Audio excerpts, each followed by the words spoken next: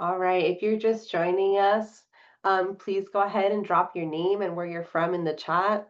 Welcome, David. Welcome, Sarah.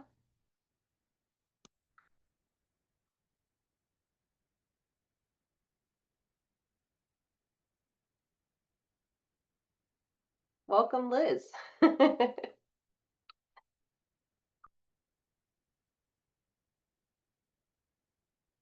All right, so I see we still have folks joining us and popping in. Hi, Taylor. So we're just asking folks to please put their names and where they're from in the chat.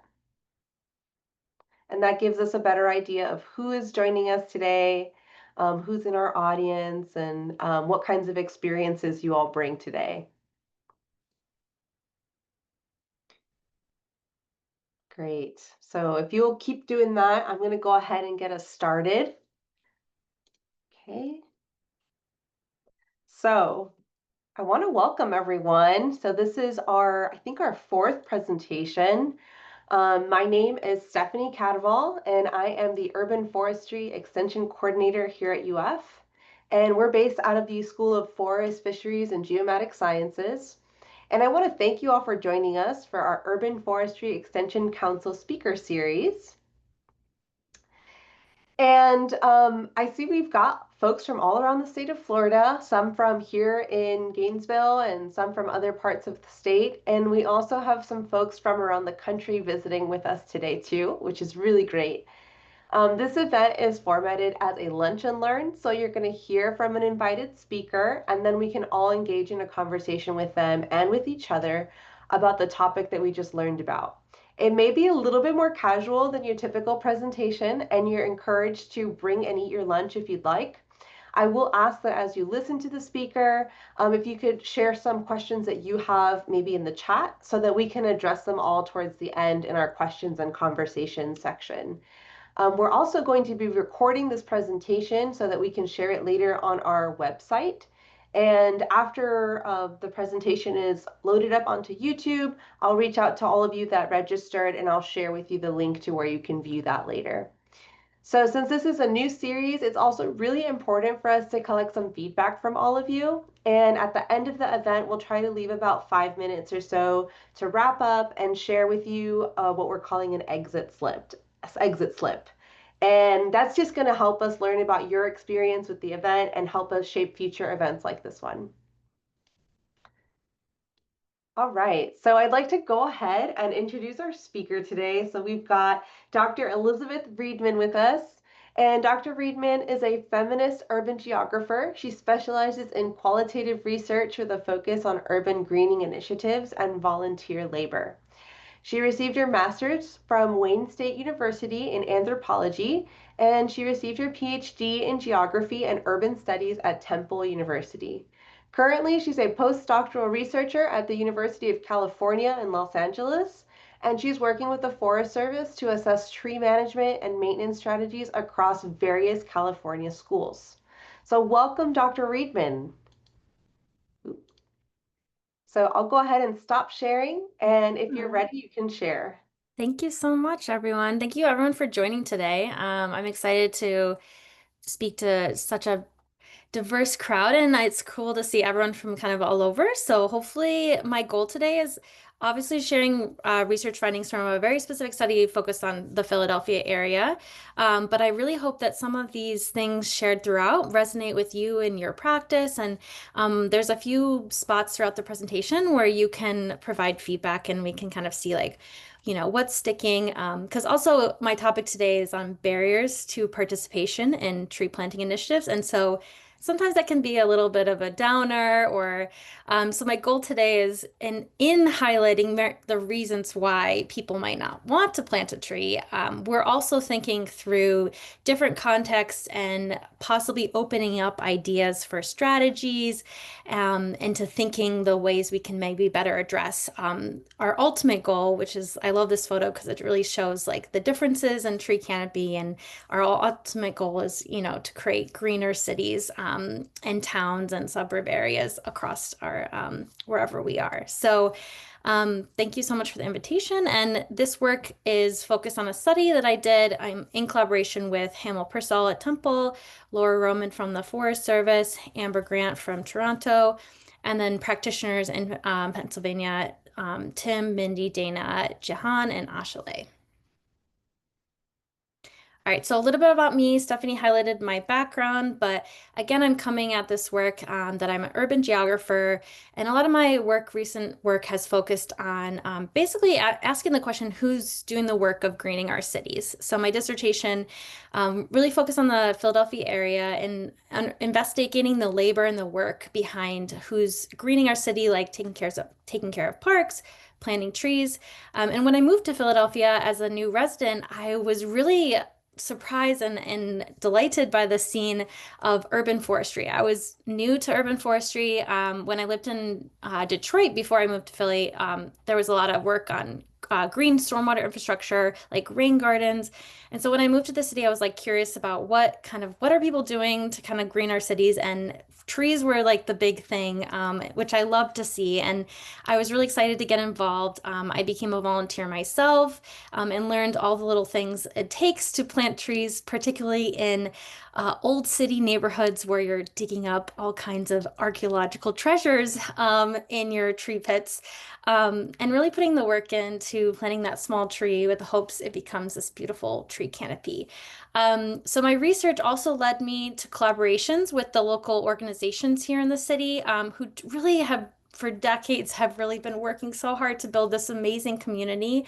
And so this kind of led to this research, partnering with the Pennsylvania Horticultural Society, that kind of has sought to answer and help work with them to better understand who's participating in their initiatives, the leaders that help drive it, and then also asking like why aren't more people signing up to plant trees in their residential spots? So that's kind of been the core key work driving this work. And it has continued today in my work in California, which is focused on expanding this to focus on schools specifically. But today I'm going to be more focused on residential planting programs. So, to give some background about where we're coming at this project from, and highlighting a little bit about what we know about the existing literature and the research that talks about barriers to tree planting initiatives. And for this project, we really focus on tree planting initiatives, so programs where particularly residents, but also businesses can opt in to planting a tree on their property. Um, and in Philadelphia, there's two programs. There's a street tree planting program, which is the one we focused on, tree tenders, but there's also a yard tree giveaway program as well. And what we know is that some barriers that exist is that we have groups with limited capacity with community organizations. So previous study I did here in Philly that really focused on a specific area of the city that was high equity, really low tree canopy, really needed a lot of involvement, and kind of really talking to people on the ground there, and highlighting how a lot of these groups are really strapped. They're asked to get involved in a wide variety of issues from food insecurity, gun violence. So trees are just one of many things they're asked to dedicate their time and energy to. So that limited capacity really comes at it when we're juggling to get organizations and groups involved. We know that there's concerns about responsibility and maintenance, particularly with trees over the course of the life cycle. We know there's limited plantable space. There's a lot of really great research that really takes a high viewpoint of that, really showing the opportunities for planting and how that varies. Tree disservices are a big thing. Laura Roman's paper is a really great one, highlighting all those things that people are thinking about too and are very real realities. And then also, we know there's a distrust of city government or community organizations around trees. So Carmichael's really great work, which was based in Detroit, really showed how, especially in Detroit, a city that dealt with a lot of disinvestment, a long history of trees not being cared for, and that really creates long-lasting effects in communities that they're really resistant to taking on even a small little tree because they're left with this legacy and this historical disinvestment.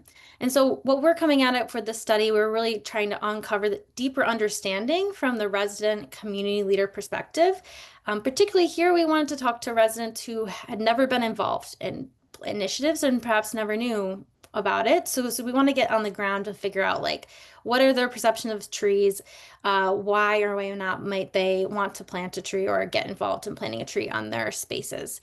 And we also wanted to take a comparative approach by looking at how these barriers might differ across different contexts. So our study area was focused on Philadelphia and Pennsylvania, and the center of this is kind of tree tenders, which is the group that we're kind of working with. And so in Philadelphia, the urban forest involves, a wide range of stakeholders in tree planting, but like the biggest one tends to be tree tenders, which is a local nonprofit that where residents can request a free tree or discounted if you live in the suburbs, with the help of their locally coordinated volunteer group. So you can see this map here shows all the different neighborhood groups that come together, volunteers, to kind of organize their own local group to get their fellow neighbors involved. Um, and then also people can and get involved in their neighborhood group and not only plant a tree, but they can also help their neighbors plant trees and care for trees. So they can take workshops. There's a ton of really great workshops, not only on planting, but on tree care. And this organization started in the 90s, and they have two major planting events, one in the fall, one in the spring, and they plant thousands of trees every year. So it's really been widespread, and it's focused on street trees versus the city offers a yard tree giveaway program. But for here, the purpose of this work was street trees. So our research questions were trying to investigate how barriers to tree planting initiatives, specifically these giveaways of free trees in this neighborhood groups, vary across different places, focusing on what barriers to participation do residents and community leaders experience, what barriers are most common. We're curious to see like at a higher picture, and which barriers are context specific. So do they vary? And then how do these barriers differ across urban and suburban areas and high and low canopy context? So we sampled 8 different neighborhoods. We had the two differences of high and low canopy neighborhoods, and then urban neighborhoods and suburban neighborhoods to get those differences. And to collect data and to get at that residential perspective, we did 93 intercept surveys. And so we wanted to walk up to people on the street to get their like everyday opinion about trees, if they have planted a tree, if they would plant a tree in their house. And we want to get people who are living in those spaces. So we did a lot of these in parks in these different neighborhoods. But as it got colder and it was kind of more difficult in some spaces to get people, we moved that into libraries. So we like set up a little table at libraries, and we offered a small gift card as a thank you to taking this like 5-minute survey with us. And then out of all those participants, we did 9 focus groups in each of the neighborhoods with those residents to get at more in depth about those barriers that came up in those intercept surveys. And then on top of that, to compare the resident perspective, we wanted to talk to leaders who are actively involved in initiatives in these different areas to get their perspectives on why it was difficult to get people involved, other volunteers, people to sign up to have trees, to get their kind of on the ground and deeply developed knowledge in that area. And so our questions address perceptions of local trees, facilitators, barriers, all getting involved. So I want to open up the first question.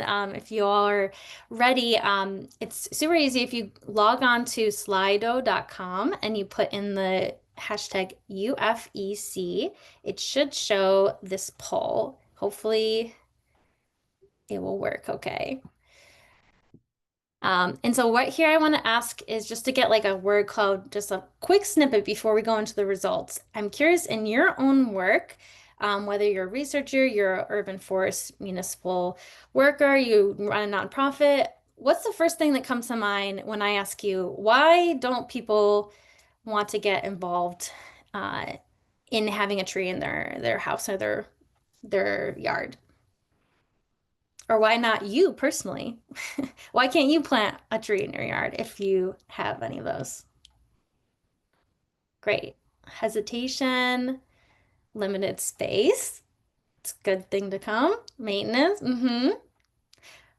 Lack of knowledge. Lack of space. Again, lack of funding. Limited space. Maintenance, caring for trees, limbs falling. I love to see this because we're about to get a sneak peek about all these things that we found. How big the tree will grow, maybe concerns about how big the tree will grow. Work hours. Ooh, that's interesting. I want to hear more about that. Cleaning up leaves. Don't know where to go, so maybe lack of knowledge about what to do. Perception of root conflicts with foundations. These are all great.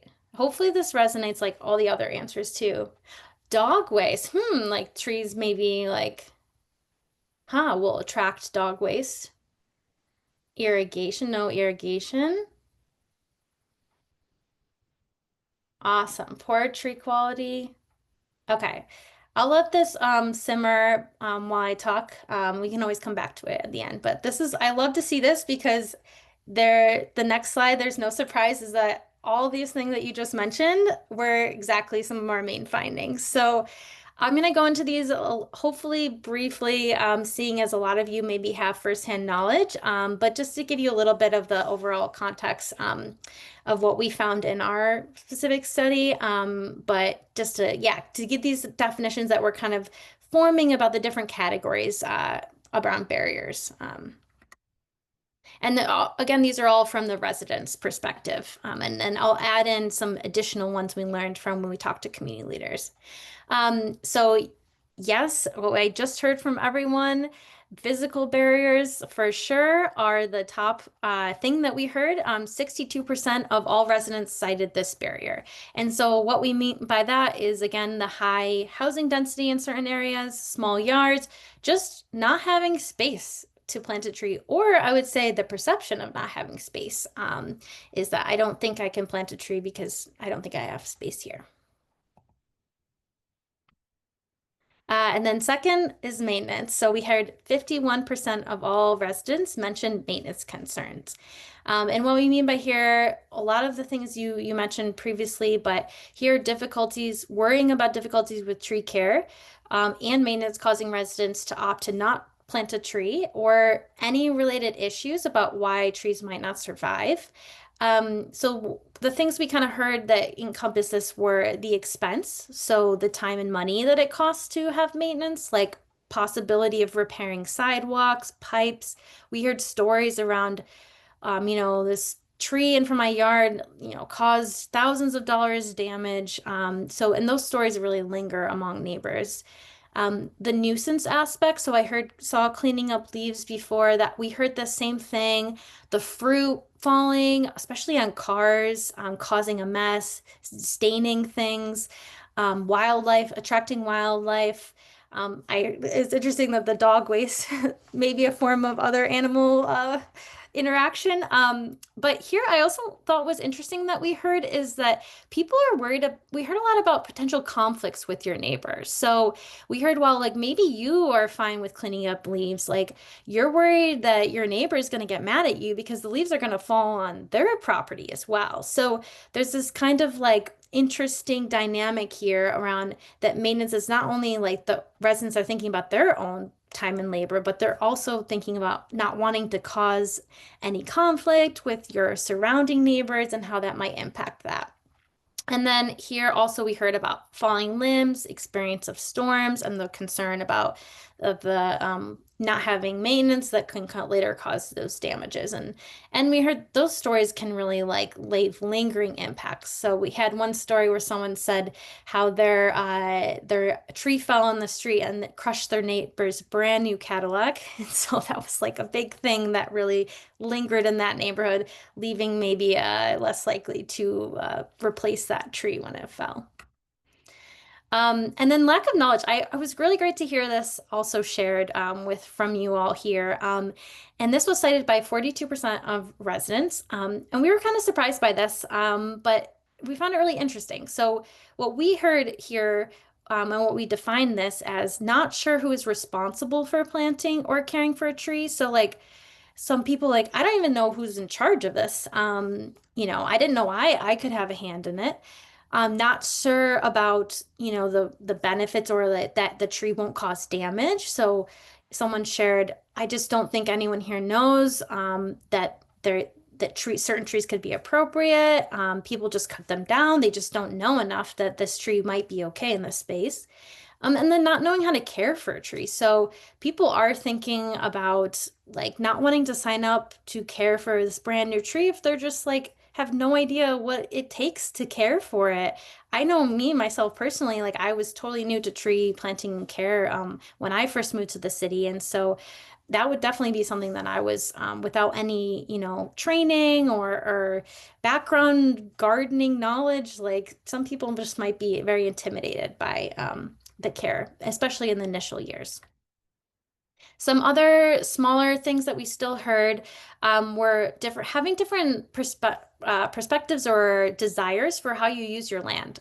This was particular in the suburb areas, but we heard that a lot of residents, for example, you have to make choices if you have space. So some people didn't want to plant a tree because they have a preference for having a garden or a vegetable garden where it needs sun. So they didn't want to impact, have shade over their sun plants or having solar panels and not wanting to impact the use of those, or having preference for maybe smaller stature trees rather than larger tree canopy. Also, people again have to have competition for spaces, and so they really have to make these decisions. And this was particular in Philadelphia. If anyone is from the East Coast or maybe lives in an urban area where parking is very contentious, we heard a lot about this. Like if you happen to have that rare spot that your yard space technically is for your car, you may be less likely to give that up for a tree pit. So just thinking about those decisions you have to make. Or perhaps if you have a bit larger space, but you like to play soccer with your kids and you want space for that net. Like these are just some of the decisions that also people are thinking about when choosing maybe I don't have space for this tree. We also heard about institutional tree policies and practices. So, the rules and practices by agencies, utility companies, developers. We heard some of the reasons why maybe trees that fall aren't being replaced and leaving stumps in the ground, like the image you see here, leaving less, maybe until the stump is removed, less opportunities for replacing that and getting a tree in that spot. Or not having like a utility company replacing the trees if they're cutting them down. Things like that. Things falling, people commenting that there's not enough to limit tree removals also as barriers. And then lastly here, we had definitely heard a little bit about environmental and ecological site conditions. People still are thinking about the spotted lanternfly epidemic we had recently, and having harsh conditions, lack of access to water, and then wildlife eating your trees, that can make it harder to grow. So to summarize, physical barriers were the top. 62% of everyone talked about having space. Again, we still heard prevalent of maintenance concerns. But here, again, we are surprised by the limited knowledge, particularly given in our area, there's this long-standing program and initiatives that have, really spent time and really invested, and there's so many groups in the area. So we're surprised to hear that people still, despite, the outreach and the workshops, people still feel uncomfortable or unknowledgeable that they can care for a tree or know that they can plant a tree or that there is trees for them to plant. I have this around where I live in the suburbs is that, yeah, they don't even know that there's discounted trees they can get through their local group. And so some of the context that I want to draw out here is that we heard, yeah, that residents in low canopy neighborhoods that need the trees they are still struggling with lack of space. So that's kind of a rough thing to, yeah, to work around and something that might need some unique solutions. Institutional barriers are still referenced, not, the policies in place and, the application process of having to get that spot approved. Suburbs described a little bit more barriers around land use preferences. So, for the aesthetical reasons, I don't want to block my view or I want my garden. And then in the city and the suburbs, they raised different questions about the lack of knowledge. So, for the city, for example, we heard more from renters, for example, being unsure they have permission to plant, or just the high housing density, not having spaces to plant, or they think they don't have space, right? Like they think that, a tree will interfere. And then in the suburbs, people are more curious about how to apply. They haven't heard, like I mentioned about my neighbors, they haven't heard about this program in this area. And then lastly, I did want to highlight the interviews we did with community leaders to highlight this kind of like new category that emerged here. We heard a lot of the same things mentioned as the residents, but this one last category that we highlight called leadership barriers kind of, I thought, got at that also, these barriers to participating in these initiatives that leaders kind of helped illuminate for us. So not having enough volunteers, manpower. That was some of the common details. We're having a hard time not only getting people to show up on the day, but also help out with the other tasks that you need to keep a program running, like the application process and getting the word out to your neighbors, and maybe even having someone who knows Instagram and can send it out to all your community. All those things, tech things can really make it a little bit difficult to help address some of these barriers or to recruit people to get involved. And we also heard from leaders that they don't understand why people don't want trees. So we found that interesting, especially hearing from so many residents that people do see trees as a nuisance or a burden because they require time and money. But we have this disconnect with still not understanding, why people don't want to have trees or challenges getting people to agree to plant more trees. So yeah, it's interesting this disconnect, especially since leaders often, said that education outreach was a key goal of their initiative, but we still have, again, residents that we walked up to on the street that didn't know these programs exist. So there's some things to think about here in this area. And then lastly, budget constraints. I mean, I'm sure all you here on the call are familiar with. We have, especially in this day and age, funding is very difficult. And so, yeah, these can create specific frustrations for leaders and residents. For example, we heard in the city, some residents were frustrated how the city has cared for trees in the past and were unsure about where they could plant trees. So you have this, historical disfunding of parks departments leading to this huge backlog, and that really creates a constraint to getting people to sign up to plant a new tree. In the suburbs, we heard from leaders they're frustrated that their townships don't have more support or resources for tree planting. It was kind of like up to volunteers to really like fund this and get connected to what resources were available, make connections. And they're also frustrated there's not more policies limiting tree removals in this area. And then city leaders, we heard they're frustrated they need permission from residents or landlords to plant on city-owned property. So that renter, landlord, that whole application, it takes a lot of time, especially if the landlord's not living locally.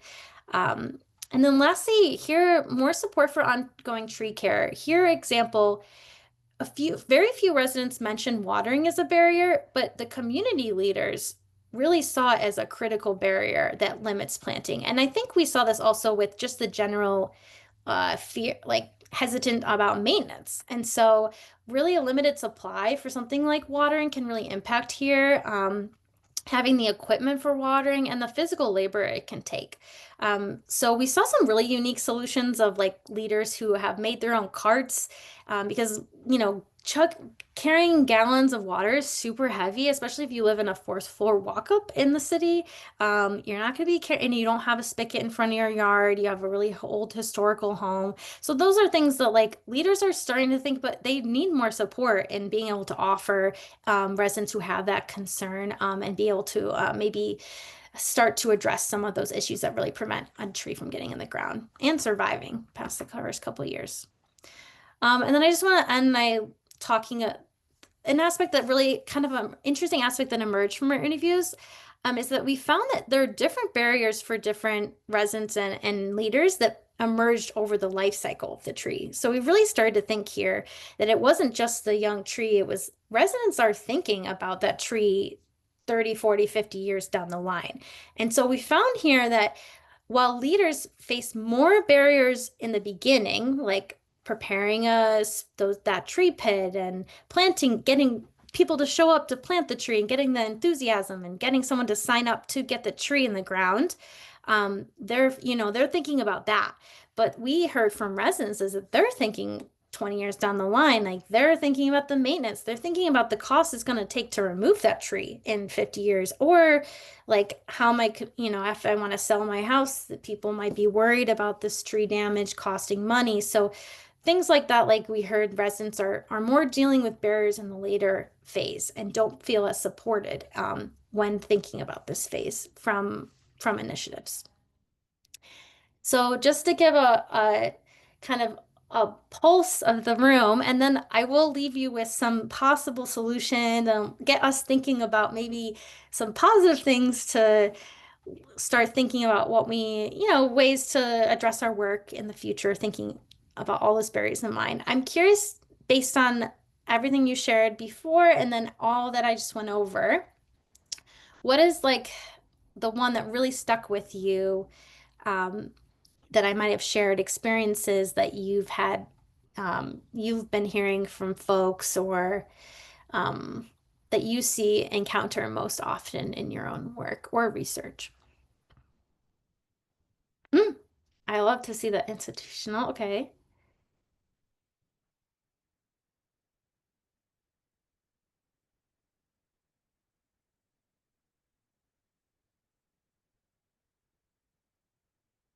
Let me see if I can scroll down. Okay.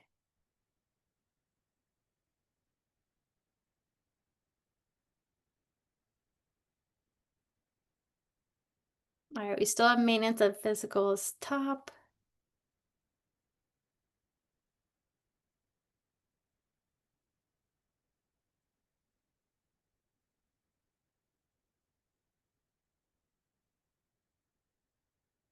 Well, I'd love to see that all of them somehow resonated with at least one person. And it looks like, yeah, most people, I wonder if it shows me how many. No, it doesn't. But yep, it seems like top maintenance physical knowledge. I like to see that still relevant with that, folks. Um, so yeah, I just want to end by giving some take-home messages of all of that. Hopefully it wasn't too overwhelming. It can get to be a lot when we go through that whole list of reasons why and things we have to overcome. But I do think, again, to reemphasize, I think it's really important here to think about how we might think creatively about what to advocate for future funding, how to might we can shape our programming to maybe address some of these concerns. So some ideas we have are, you with limited space, you have the perception also that you can't fit a tree here. But I think, as we all know here, if we're practitioners and are familiar with tree species, is that um, there's some trees that can fit and won't cause damage. And we often say in or here in the program, right tree, right spot. So here, maybe creating some more messaging about how to select trees for tight spaces, coordinating with other organizations and programming to like maybe get trees in the ground, not in your yard, but maybe help. Maybe you don't have a spot in your house, but you can partner with your local park and get them to plant a tree and maybe help take care of it. Planting that tree maybe in a community garden area. So thinking about those things and partnering to get trees in those spaces.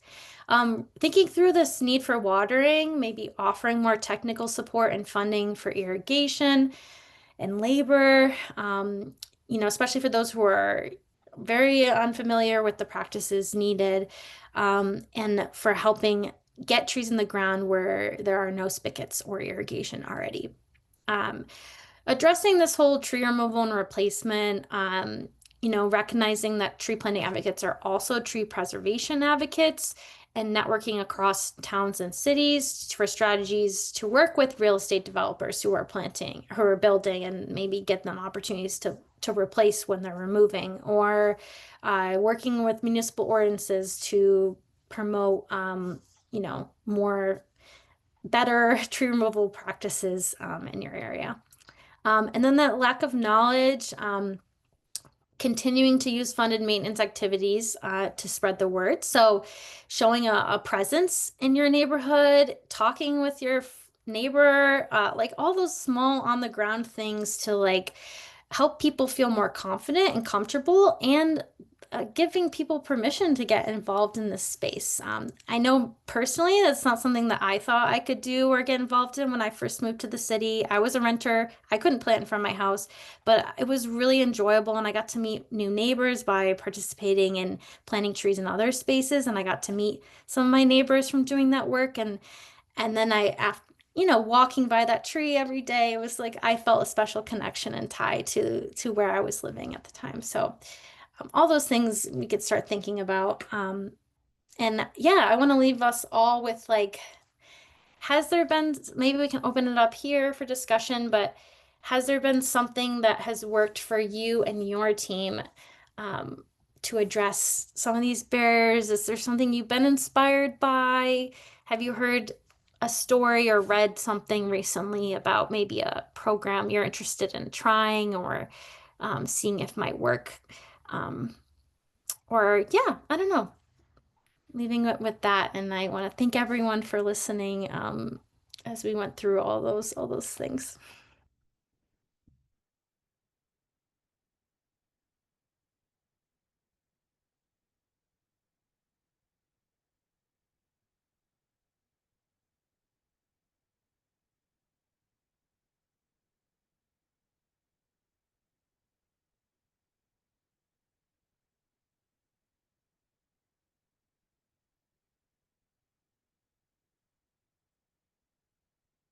Oh, I love that. So, conservation program that offers owners grants for protecting trees for the ongoing care. I love to see that like support in later in life. Tree ambassadors that are paid. I think there's some really great programs that are trying that out. Also, like work development programs, trainings for communities to help invest in green jobs. Talking with residents about how shade could lower their electricity bill, for sure. Maybe there's like the helping address those land use concerns. Writing and following watering to tree planting grant. I love to see that.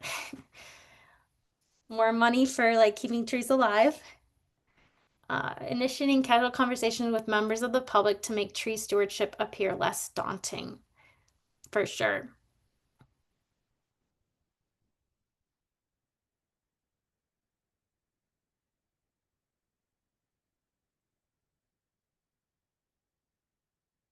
Structural pruning for their free trees. That's really amazing.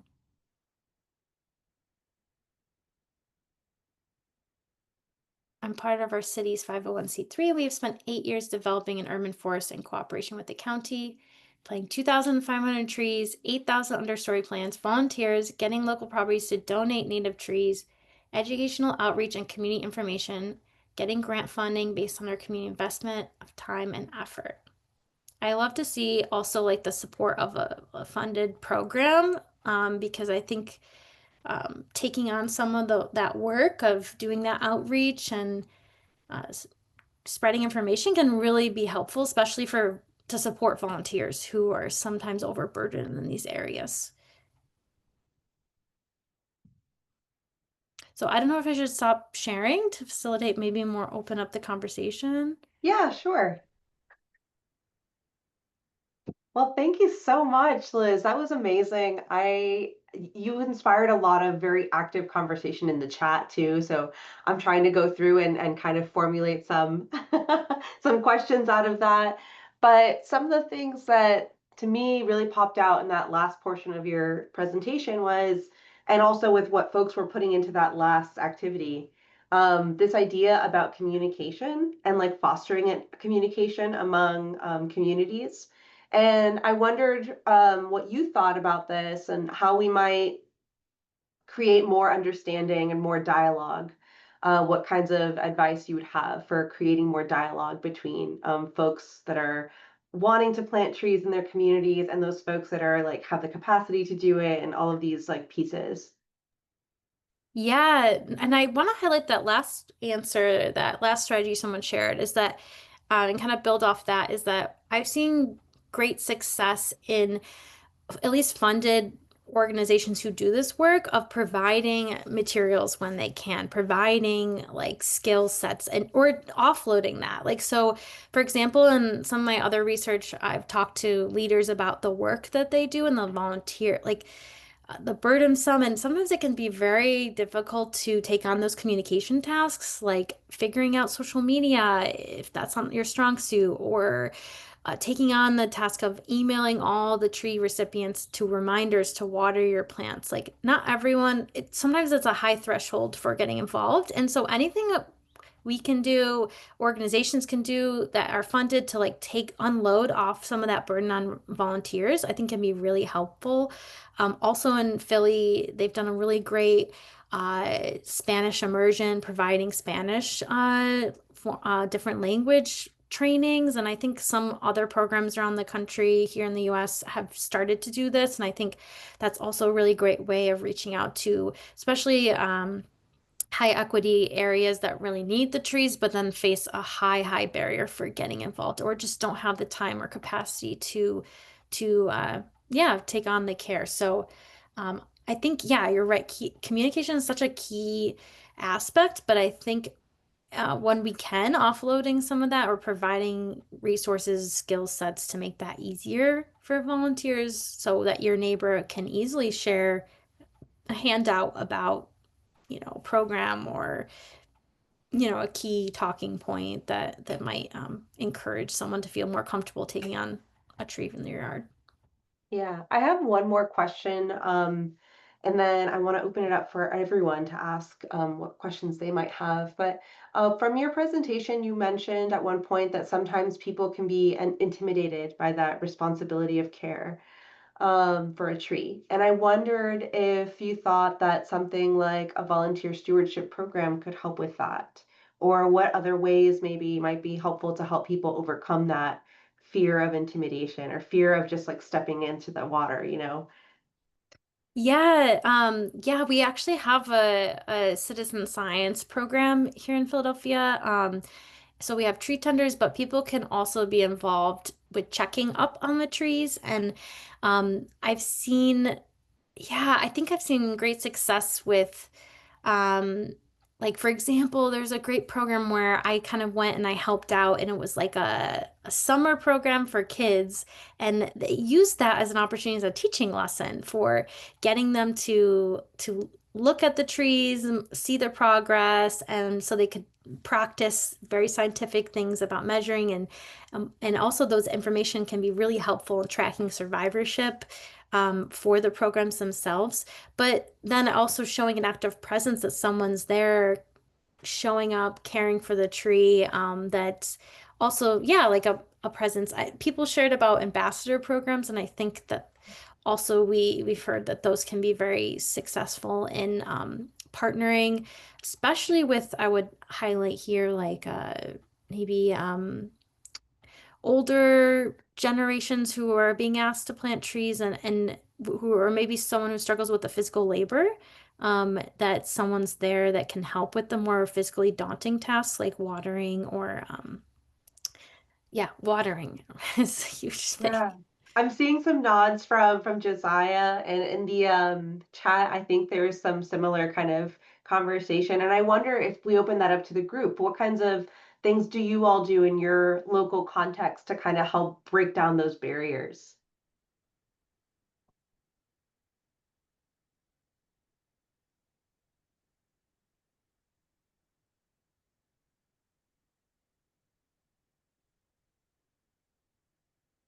And you can add that in the chat if you're thinking about it still. Liz, there was some discussion in the chat about barriers due to policies. So in particular in Florida, there was an example brought up from Larson. He was sharing about the proposed Fallen Tree Act and how there's a fear about, having this liability and having this tree now becomes a liability for you. Did you come across anything like that in your research or have heard anything similar to that? Yeah, and I'm very interested to see how we might address liability concerns in the future because yeah, I mean, I'm sure everyone here knows that that's a huge fear and it can be very hard to address that because these liability, these fallen trees leave like long-lasting, like generational stories that really leave a strong impact on the community. So you might not even have a direct experience with it, but you've heard of a neighbor who had to do so and so. So I think it takes a lot of legwork to really think through how we might, yeah, address those long stories. Also, historical disinvestment leading to a lot of these concerns. So and I think there's some really great work being done. For example, Philly has a new urban forestry strategic plan that the city launched 2 years ago now. And they have in it some really great, and they're starting to see it happen. But funding mechanisms, hiring jobs to maybe help address and make, these damages concerns. But yeah, I would love to see um yeah, what legislation is out there. I'm not as familiar with what might be there to prevent this kind of things from happening. Great. Are there any other questions for Liz or even for others in the group as well?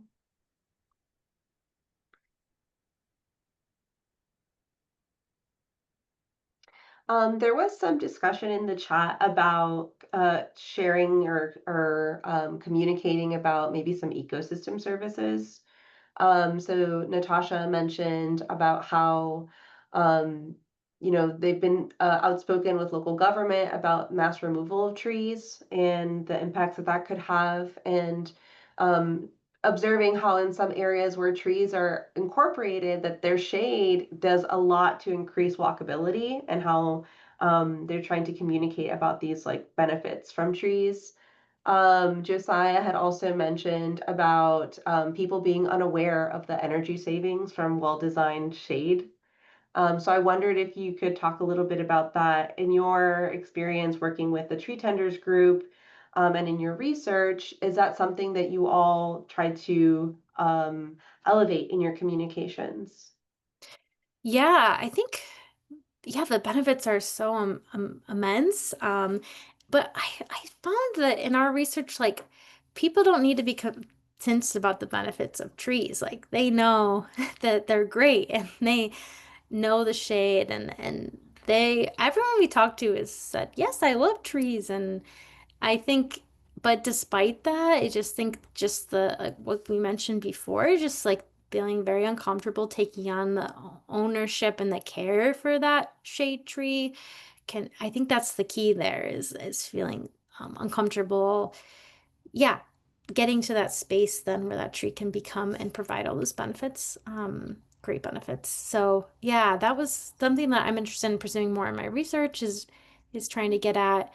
Um, yeah, what are the mechanisms that we can do to address that? Because it's all the research shows how amazing trees are, and my stuff with the schools now is just even more important with extreme heat and um, shade for kids playing and the air quality and even just like the dysregulation that it helps with kids with the emotional regulation to have a space with trees and yeah, I could talk forever about the great benefits. Yeah. So we have a question in the chat from Kelly. So she says, in Colorado, we're starting to see a lot of requests for tree trimming or removal being imposed on homeowners for insurance purposes. And they want to know if anyone else is encountering this. This is a great question.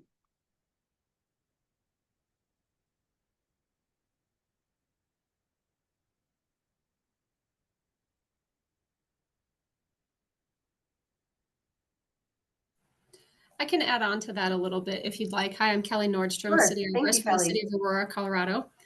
Um, so with our city tree management, we have about 55,000 street trees, and a number of requests have been coming in the last 2 years as a result of homeowners insurance companies asking people to trim or remove their trees, and then um, not people not understanding the benefit their tree is providing, and then not only the insurance company not caring about the tree or the benefits whatsoever, but not only is this a big barrier, but because they're city owned and managed trees, how do we kind of push back on this idea?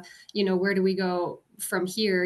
What are good talking points outside of what I know as an arborist and can provide in terms of education about the tree? But from a city standpoint and a legislative standpoint, has anyone else come up against this? And what ordinances or policies can we put in place to show value of and for trees? Is kind of what I'm thinking about and where this is going for me. And if you do any research in this in the future, I'd love to hear about it.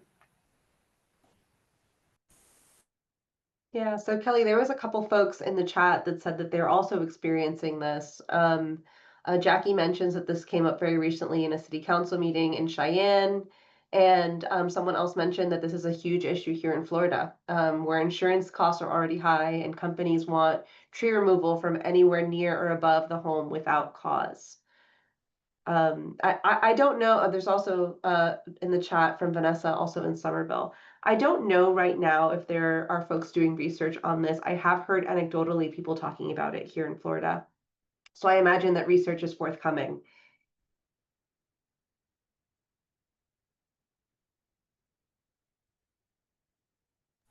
Great. I just wrote down a few of the contacts. Maybe I'll find your information and reach out.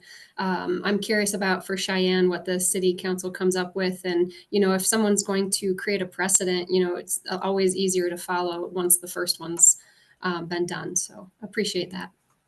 Absolutely. Thanks so much for bringing that up, Kelly. So we've got about a little less than 10 minutes left. So I want to just make sure if there are any other lingering questions you all get a chance to ask our wonderful speaker Liz or each other about. And if not, then I'd like to just kind of wrap up so we have a little bit of time to talk a little bit about our next speaker and what's coming up next. So are there any other questions from the group?